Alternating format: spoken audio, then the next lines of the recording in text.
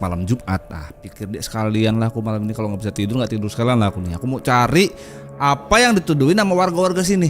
Jadi dia udah nyiapin tuh parang lah, dia udah nyiapin senter.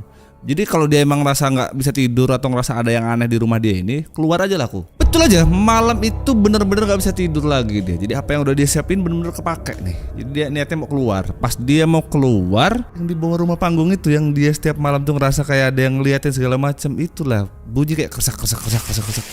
Ih.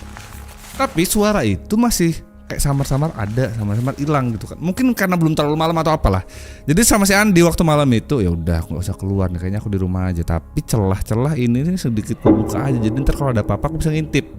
Jendela tuh juga gak ditutup sama dia. Malam itu jam 11 malam.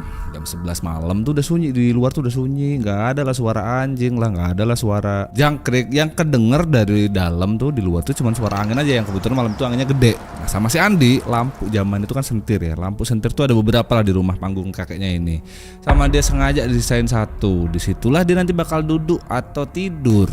Di lampu sentir itu dia emang sengaja untuk duduk di situ buat nengok lobang yang udah dikasih celah sama dia tadi. Nah, betul lah sampai setengah 2. Jam setengah 2 itu masih belum bisa tidur dia. Di setengah 2 itulah dia kedengar suara dari rumah panggung dia. Di bawahnya kayak ada suara langkah kaki, tapi kayak diseret. Ngedenger itu si Andi langsung tengkurap deh. Tempelin lah kuping dia di lantai papan yang tingkat tadi tuh. Karena biasanya tuh ada suara atau ada kayak yang dia ngeliatin dia dari papan itu, celah-celah itu, tapi nggak seberisik ini loh. Malam ini berisik bener. Si Andi ngerasa aku tuh sebenarnya takut banget, tapi aku penasaran. Jangan-jangan inilah yang ditakutin sama warga. Diperhatiin lah suara itu betul-betul sama si Andi. Suaranya kayak tulang patah kayak gitu.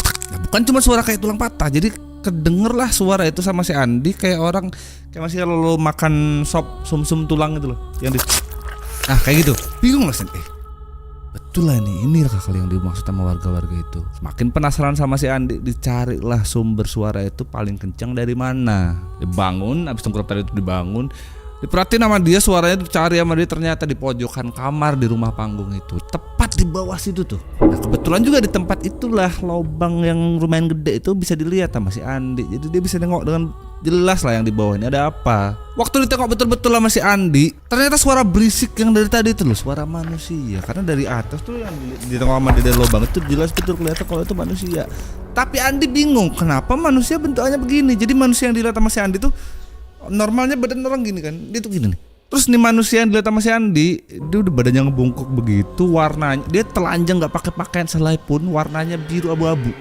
Manusia aneh yang dilihat sama si Andi ini, dia jongkok di atas kambing warga. Jadi betul aja nih, ini yang ditakutin sama warga nih, mitos malam Jumat nih. Malam itu Andi ngerasa puas karena dia mulai